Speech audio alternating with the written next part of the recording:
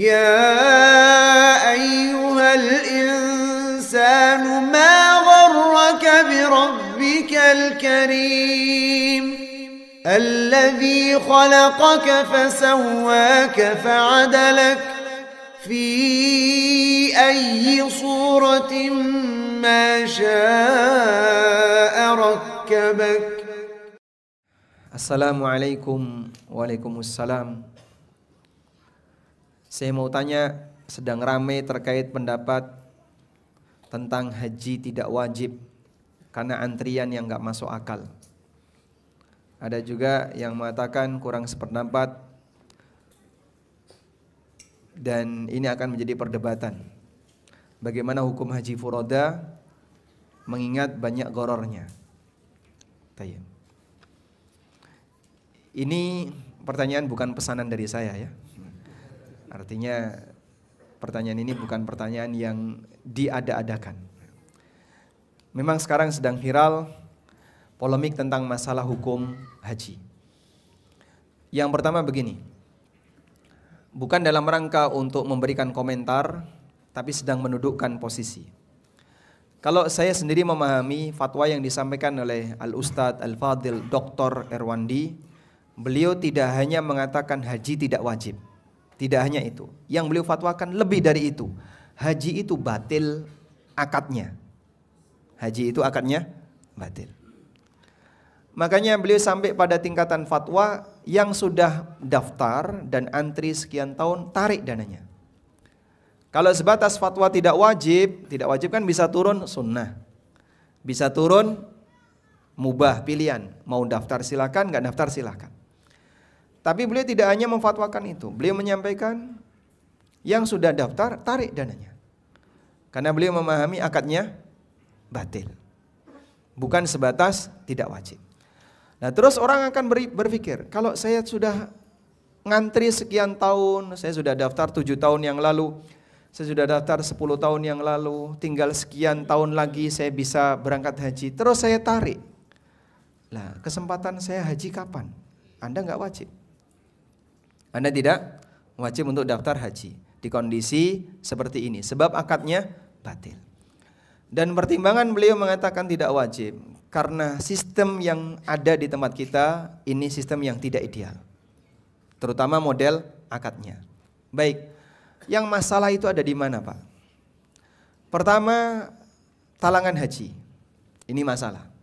Dan ini yang disebutkan dalam buku beliau, kalau ini akadnya haram sebab ada ribanya. Dan ini kesalahan Bank Syariah yang sudah ditaubati oleh Bank Syariah. Saya boleh sebut seperti itu karena saya pernah berkomunikasi dengan salah satu manajer Bank Syariah dan beliau bilang, sudah lama saya tutup produk itu. Kami menilai produk itu bermasalah, talangan haji. Sehingga Bank Syariah sendiri mengakui kesalahan ini. Sebab talangan haji inilah yang menyebabkan antrian panjang seperti yang kita tahu. Sehingga waktu itu banyak Bank Syariah yang mengakui penyebabnya adalah produk talangan haji dan sudah ditutup lama.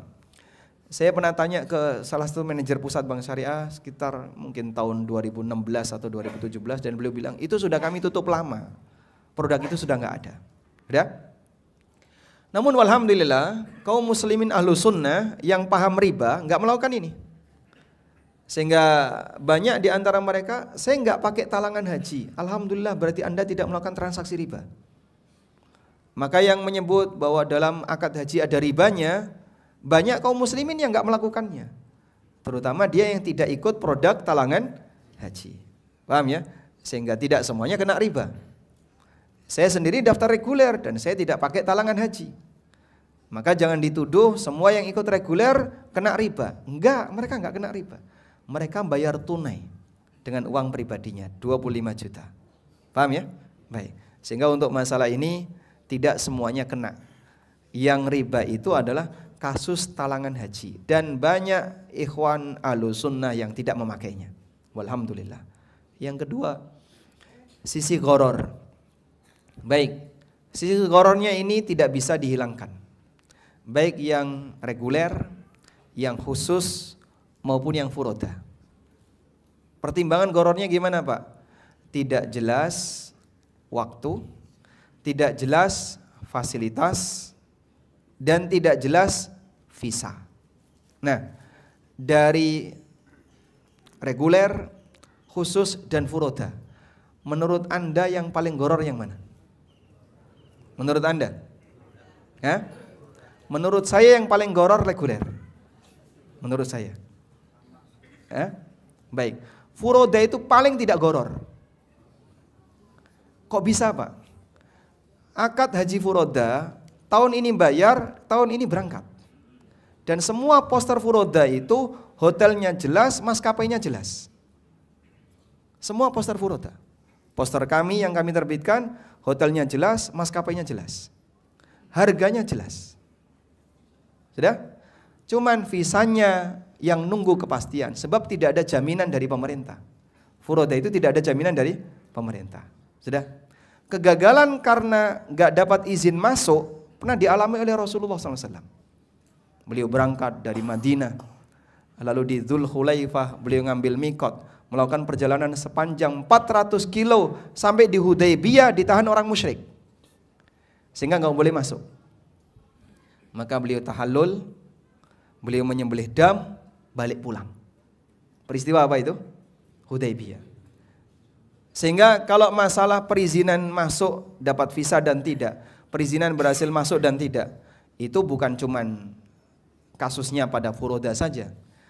Bahkan sampai Rasulullah SAW pernah mengalaminya. Makanya kita kasih motivasi untuk sabar bagi para jamaah furoda yang gagal dapat visa. Sekelas Nabi SAW gak boleh masuk Mekah.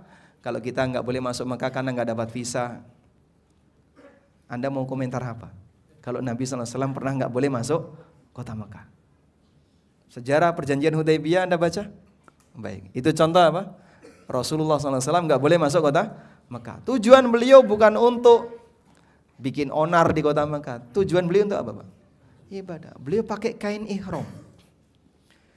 Beliau dalam posisi berikhram, sehingga beliau tidak dalam rangka untuk tegang dengan penduduk Mekah, bukan dalam rangka untuk cari masalah, tapi beliau datang untuk ibadah. Itu pun gak boleh sama orang Mekah, suruh balik.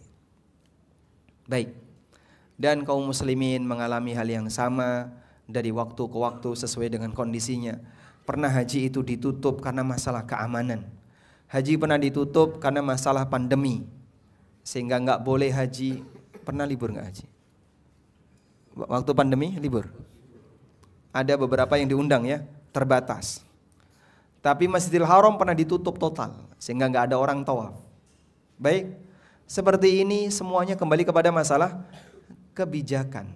Dan itu dari tahun ke tahun sepanjang sejarah kaum muslimin berkali-kali terjadi. Baik, gorornya reguler apa Pak? Daftar waktunya gak jelas. Sehingga saya daftar. Kapan akan berangkat? 20 tahun lagi pasti? Bisa maju, bisa mundur. Saya sudah ngecek Pak, alhamdulillah maju 2 tahun. Saya cek lagi mundur 3 tahun. Dicek lagi maju lagi setahun, dicek lagi mundur 5 tahun lagi. Jadi ini gimana ini, kadang maju kadang mundur. Sehingga sepanjang Anda belum dapat panggilan, selama itu belum pasti waktu ya. Yang kedua, fasilitasnya. Nanti dapat hotel yang mana? Tidak jelas. Sehingga kalau dari sisi fasilitas, reguler, haji khusus, itu nggak jelas. Yang haji khusus lebih jelas di maktab. Karena maktab khusus itu terbatas. Hanya di posisi yang dekat dengan Jamarot. Maktab reguler nih yang wallahu a'lam mungkin terlempar jauh, yang kita nggak bakalan tahu ada di titik mana ketika di Mina, sebab semua tenda warnanya sama. Makanya kalau dari sisi kejelasan fasilitas, furoda itu paling jelas. Tapi kalau dari sisi kepastian visa, reguler dan khusus itu dijamin pemerintah. Jaminan pemerintah inilah yang menjadi nilai kejelasan. Cuman waktunya kapan? Wallahu a'lam. Anda terjamin dapat kuota sepanjang Bapak bertahan gak mati-matian. Jadi kalau misalnya ya kira-kira Bapak 30 tahun ke depan masih hidup gak ya? Wallahu a'lam. Pemerintah gak jamin itu. Kan nggak ada jaminan, pasti berangkat sebelum mati kan? Ada nggak jaminan kayak gitu? Nggak ada ya. Kalau pasti dapat kuota aja, jaminan, paham ya? Sehingga kalau pasti dapat kuota dijamin. Cuman apakah Bapak pasti berangkat? Wallahu a'lam. Nah, makanya dari sisi waktu furoda lebih jelas. Dari sisi fasilitas furoda lebih jelas. Dari sisi apa lagi? Harga furoda lebih jelas. Reguler harganya berapa? Reguler harganya berapa? Hah? Gimana Pak? Tergantung berangkat kapan. Sehingga yang mau berangkat tahun ini baru diberitahu, nanti Bapak nambah sekian. Yang masih nggak jelas, saya berangkat kapan? Nggak tahu. Loh, terus saya harus sedia dana berapa? Ya nggak tahu Pak. Nanti Bapak kurang lebih 5 tahun lagi. Ini kira-kira sedia dana berapa? Saya biar persiapan. Wallahu a'lam. Kalau furoda ada kayak gitu? Nggak ada. Furoda $20.000 sudah kunci di situ.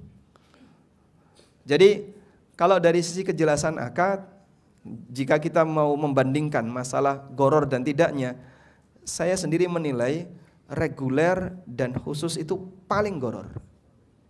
Kalau masalah kejelasan, masalahnya adalah jaminannya nggak ada.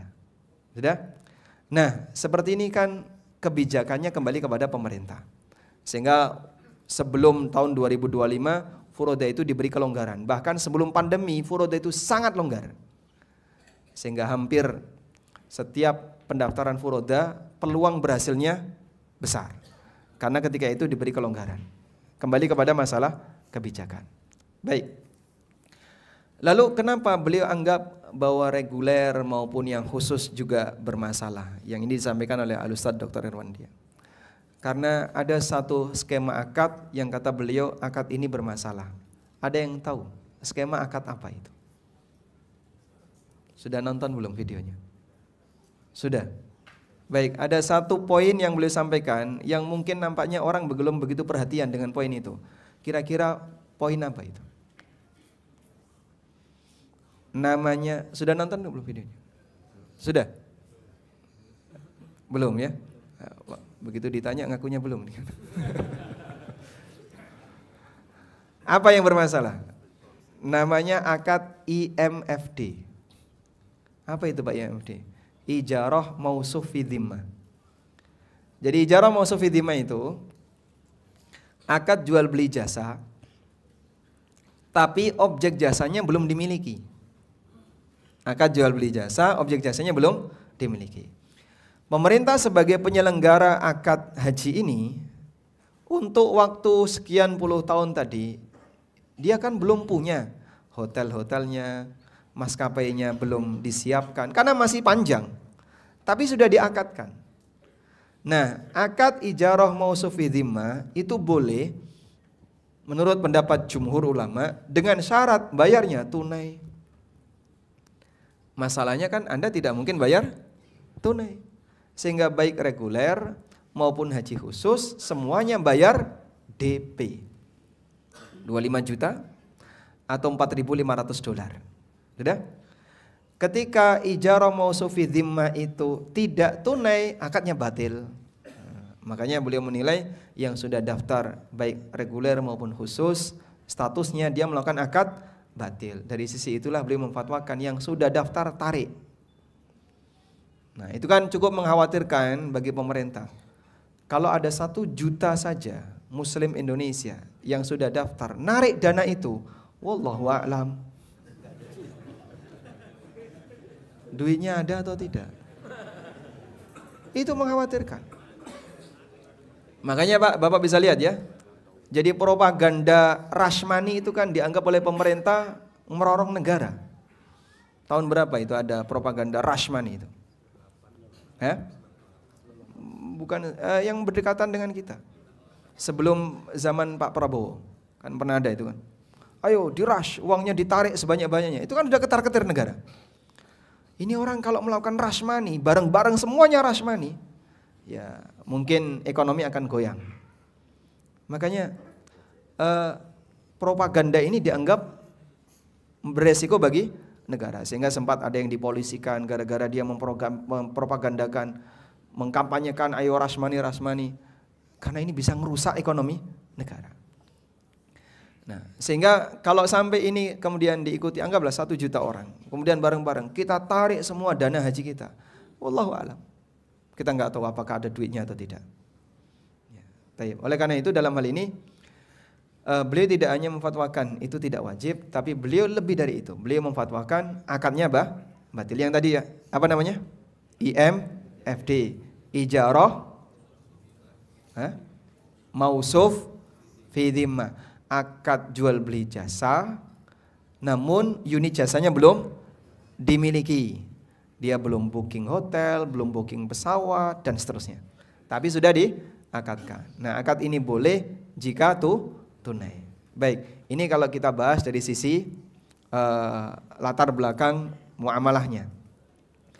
Nah, kalau antrian yang panjang, Pak. Sekarang masalah antrian yang panjang. Apakah gara-gara antrian yang panjang itu terus kewajiban jadi gugur? Masalahnya kalau kamu nggak ikut ngantri, nggak bakalan bisa dapat. Keadaan di lapangan kan daftar itu harus ngantri kan gitu ya. Sehingga kalau saya nggak ikut ngantri gimana? Ya kamu tunggulah diundang Raja Salman. Barangkali ada surat nyasar kan gitu ya. Itu peluangnya berapa persen ya? Wallahu a'lam. Banyak saja berdoa kepada Allah, ya Allah jadikan diriku ada di hati Raja Salman. Masya Allah. Biar aku diundang sama Raja Salman. Masya Allah. Sehingga mau tidak mau Anda akan ikut sistem ini. Yang ada hanya antrian. Saya nggak mau ngantri. Ya kalau nggak mau ngantri ya selamanya kamu nggak bakalan dapat kuota. Kuota itu hanya bisa dilakukan dengan cara ikut dalam antrian. Memang ada antrian yang panjang, yang reguler. Ada antrian yang lebih pendek, yang khusus 10 tahun, 7 tahun, 8 tahun, tergantung daerah. Dan ada kaidah, ma la yatimul wajibu illa bihi fahuwa wajib. Jika ada sebuah kewajiban tidak bisa tertunaikan kecuali harus melakukan aktivitas A, maka aktivitas A ini statusnya wajib. Karena itu bagi saya kalau Anda masih menganggap bahwa haji itu wajib, sehingga tidak mengikuti fatwa yang menyatakan haji tidak wajib, Anda tetap menganggap bagi saya haji tetap wajib. Baik, berarti ikut antrian ini juga wajib. Karena hanya itu caranya. Mau gimana lagi? Karena nggak ikut antrian, ya Anda selamanya tidak akan dapat kuota. Begitu? Baik. Cuman Pak, terus nanti biayanya bagaimana? Biaya kan urusan nanti Pak. Sekarang untuk bisa dapat antrian, Anda perlu sediakan uang $4.000 misalnya. Atau 4.500 untuk yang khusus. Baik. Di saat Anda punya dana itu, berarti Anda wajib mengantri. Masalah nanti kembali kepada takdir Allah yang kita nggak tahu. Sebab setiap hamba tidak ada yang tahu apakah dia nanti bisa berhasil berangkat atau tidak. Wallahu a'lam. Bisa dipahami insyaallah? Alhamdulillah.